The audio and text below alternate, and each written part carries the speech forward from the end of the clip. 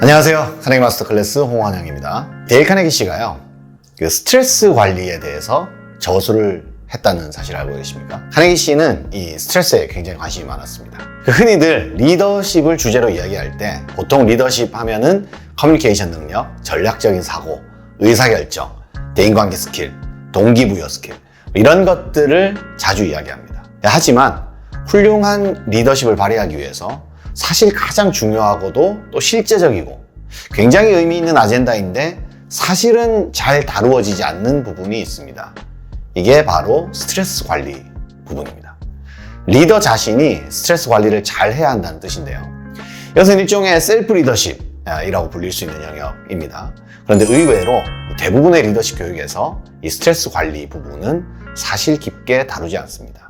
왜냐하면 리더십을 이 타인이나 조직을 어떻게 이끌 것인가의 문제에 국한해서 생각하기 쉽기 때문입니다. 하지만 가장 중요한 것은 리더가 자기 스스로를 어떻게 대하느냐의 문제이죠. 사실 이것이 출발입니다. 스트레스를 잘 관리하지 못하는 리더는 사실상 아무것도 제대로 하지 못하게 됩니다. 한번 스트레스가 많은 그런 리더를 상상해 보겠습니다. 그 아래에서 일하는 직원들은 어떻겠습니까? 리더가 스트레스 받으면 직원들도 스트레스 받는다는 것은 사실은 너무나 자명한 사실이죠. 리더가 스트레스 관리를 제대로 하지 못하면 어떤 일이 생기는지 몇 가지 한번 생각을 해보도록 하겠습니다. 먼저 스트레스는 인게이지먼트 레벨을 저하시킵니다. 인게이지먼트란 일종의 업무 몰입도죠. 그 높은 성과를 위해서 지적으로 정서적으로 헌신하는 상태인데요. 이 스트레스가 높으면 당연하게도 이 업무 몰입도, 즉 인게이지먼트가 저하되게 됩니다. 그러니까 쉽게 말해서 만사가 귀찮아지는 것이죠. 짜증, 화 이런 스트레스가 높으면 부정적인 생각이 쌓이게 되고 이것은 그 지적으로나 정서적으로나 무언가에 헌신하게 만드는 이 상태를 떨어뜨리게 됩니다. 즉 동기부여가 떨어진 리더가 어떻게 타인을 동기부여할 수 있겠는가 하는 문제인 것이죠. 데일 카네기에서도요, 이 인게이지먼트 조사를 하는데요. 조사에 의하면 인게이지먼트 레벨이 저하된 리더의 팀원들은 그렇지 않은 리더들의 팀원들에 비해서 가장 낮은 수준의 인게이지먼트 레벨, 즉 액티블리 디스인게이지드라고 하는데요. 이 상태가 될 가능성이 3배 이상 높다고 합니다. 리더가 스트레스 받아서 동기부여가 떨어져 있으면 팀원들이 동기부여도 저하될 확률이 3배 이상이라는 사실입니다. 리더가 밝고 긍정적인 정신 상태만 유지해도 자기 팀의 분위기가 좋아진다고 말해도 과언은 아닐 것입니다. 두 번째로 스트레스는 의사결정 능력을 저하시킵니다. 흔히 이런 농담들 많이 하지 않습니까? 결제를 받을 때에는 팀장이나 본부장의 기분을 잘 파악하고 좋은 타이밍에 결제를 딱 받아야 이렇게 사인을 받을 수 있다고 말이죠. 사실 이거 우픈 이야기죠. 근데 이것은 조직의 경쟁력에 있어서는 사실 엄청난 악재입니다. 팀원들이 리더의 기분을 살피고 그의 감정에 따라서 이 결제 여부, 즉 의사결정 여부가 달라진다면 이런 비효율이 어디 있겠습니까? 스트레스가 높으면 올바른 의사결정을 하기가 힘들어지죠. 이런 성향은 사람마다 다르게 나타나겠지만 극단적으로는 스트레스가 높으면 사소한 것도 막 따지고 들면서 이 좋은 안이 잘 실행되지 못하도록 브레이크를 거는 경우도 있고요. 반대로 스트레스가 높아질 때 오히려 소극적으로 생각하기가 귀찮아지거나 이 머리쓰기가 싫어지는 거죠.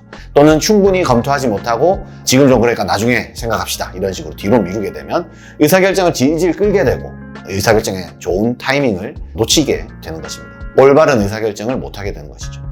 좋은 의사결정이란 빠른 의사결정이다 라는 말도 있지 않습니까? 물론 속도가 절대적인 것은 아니지만 높은 스트레스와 이 감정의 동요는 의사결정의 타이밍을 놓치게 만드는 아주 큰 적이라고 할 수 있습니다. 그 다음으로 스트레스는 창의력을 저하시킵니다. 한번 생각해 보십시오. 창의적인 사고가 과연 언제 발휘되는가?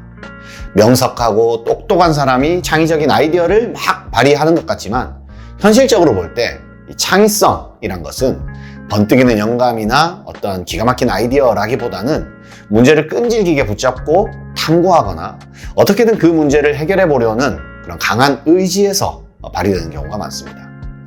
그런데 스트레스는 일에 대한 의욕을 저하시키기 때문에 넓고 깊은 사고를 하지 못하게 만듭니다. 생각하기가 싫어지는 거죠.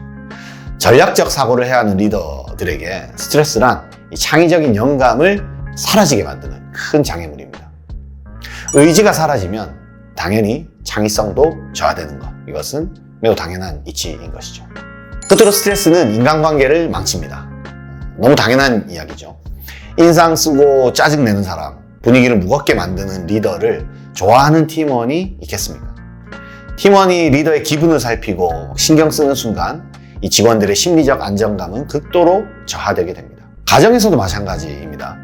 엄마나 아빠가 기분이 나빠서 막 인상 쓰고 있거나 부부싸움이라도 하게 된다면 이 아이들의 상태가 어떻겠습니까? 아마도 아이들은 또 두 가지 유형으로 나뉠 수 있을 것입니다.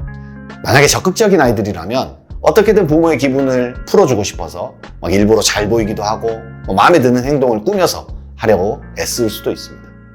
반대로 부모가 기분이 나쁘면 아주 위축되어서 자기 방에서 나오지도 못하거나 또 부모의 눈을 슬슬 피하고 안 보이는 데로 다니고 이런 피하는 아이들도 있겠죠. 어떤 쪽이든 중요한 것은 부모가 스트레스를 받으면 아이들은 일종의 가면을 쓰게 된다는 것입니다. 스트레스가 높은 리더에게 우리는 솔직할 수가 없습니다. 애써 기분 맞춰주는 말을 하거나 아니면 그 사람을 피하거나 둘 중 하나가 되겠죠. 솔직하게 대할 수 없는 사람과 관계가 좋아질 수는 없는 것입니다. 스트레스는 그래서 팀원들과의 진실한 소통은 단절시키고 거짓 소통을 만들게 되는 것이죠. 당연히 신뢰관계를 저하시킵니다. 이러한 관계 속에서 팀의 성과가 잘 날 수 있을까요? 더 말할 것도 없습니다. 스트레스가 높고 부정적인 언행으로 다른 사람들의 이 기를 빨아먹는 사람들을 우리는 에너지 좀비라고 부릅니다. 리더들이 이 에너지 좀비가 되면은 심각한 일이 발생하는데요. 대표적으로 아마 다음과 같은 유형들이 있지 않을까 싶습니다. 먼저는 아주 공격적인 폭군형 리더이죠.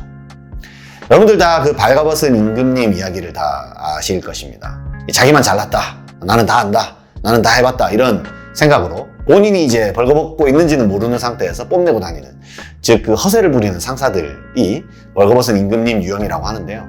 사실은 스트레스가 아주 높고 일을 잘 다루지 못해서 내면에 화가 차 있는 사람들은 사실 다르게 말하면 자존감이 매우 낮다는 말과 똑같습니다. 자존감이 낮은 리더는요, 자기 자신의 잘못을 인정하지 못합니다.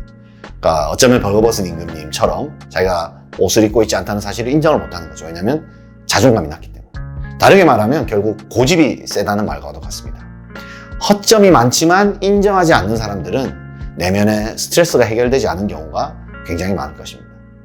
마음이 평온한 사람이 사실은 경청도 잘하고 만약에 자기가 잘못하거나 실수한 부분이 있다고 해도 솔직해질 수가 있는 거죠. 두 번째는 아주 수동적인 이 잠수형 리더들이 있을 수 있습니다. 잠자는 숲속의 공주 이런 유형이죠.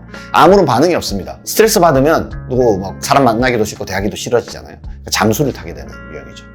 또 자주 아프거나 등장하지 않게 되기도 합니다. 리더가 말이 없어지고 동굴로 숨고 팀원들과 소통도 피하고 밖에 다가가지도 않고 이런 거죠. 이런 리더는 계속 반응이 없다가 나중에 잘못을 하거나 사고를 칠 수도 있습니다. 결론적으로 좀 덧붙여 보겠습니다. 요즘에 사실 우울한 사람이 많다고 하죠.